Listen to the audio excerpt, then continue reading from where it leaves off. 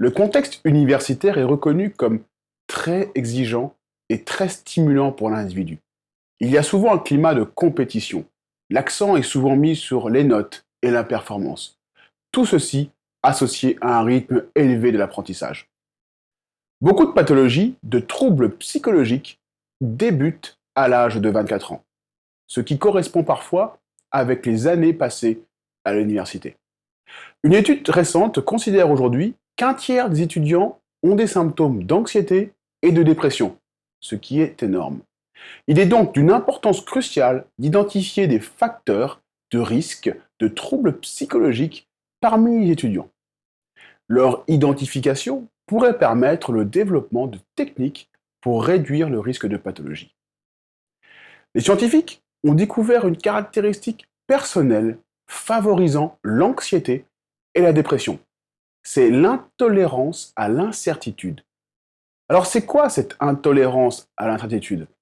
C'est tout simplement la tendance à craindre certaines situations qualifiées d'incertaines.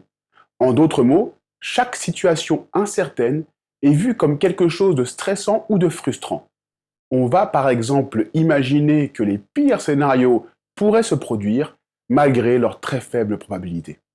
Cette intolérance de l'incertitude est une façon de penser ou de se comporter qui n'est pas adaptée, car elle ne résout jamais la problématique. Cette attitude génère par contre des troubles émotionnels. Alors, l'incertitude n'est pas non plus quelque chose de totalement anormal. Un certain niveau d'incertitude est souvent présent dans certaines étapes de nos vies et pas que chez les étudiants. On peut ressentir cette forme d'incertitude dans sa carrière professionnelle, avec son partenaire, avec les futurs buts dans sa vie. Le problème, c'est que pour certaines personnes, c'est vraiment quelque chose qui devient extrêmement oppressant et engendre une source de stress psychologique. Pour les étudiants en université, il est clair aujourd'hui que l'intolérance à l'incertitude est un facteur de risque de développer des troubles mentaux. Mais il y a une bonne nouvelle pour ces étudiants, car il existe un facteur de protection pour le développement de nombreux troubles psychologiques. Ce facteur a été intensivement étudié ces dernières années. Vous l'aurez compris, c'est la pleine conscience. La pleine conscience ou mindfulness en anglais, c'est cet état d'attention et de conscience du moment présent qui a fait une percée ces dernières décennies dans le monde occidental, mais qui trouve ses racines dans les enseignements du Bouddha. Si on analyse une étude faite en Croatie sur l'intolérance de l'incertitude et la pleine conscience sur un groupe de jeunes étudiantes, on se rend compte que la pleine conscience, le fait d'être attentif au moment présent, est négativement associé à l'anxiété, la dépression, mais aussi à cette intolérance de l'incertitude. Dit autrement, plus je suis attentif au moment présent et moins je subis cette incertitude. Alors comment ça marche?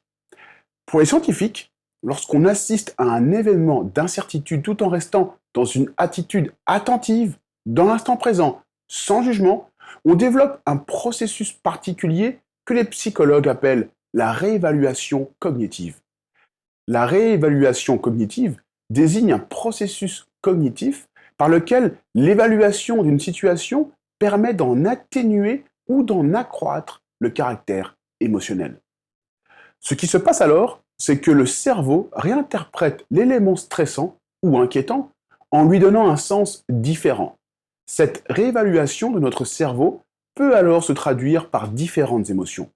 Des émotions qui sont plus positives, comme la compassion, la confiance, l'équilibre, ce qui permet de réduire l'incertitude. Alors si vous êtes étudiant et que vous souffrez, comme beaucoup d'autres, de l'intolérance à l'incertitude, sachez qu'être plus attentif vous permet de diminuer cette intolérance. Sachez aussi que cette attention peut se travailler et s'entraîner et se développer par la méditation. Donc moi, j'ai plus qu'une chose à vous dire. Pratiquez.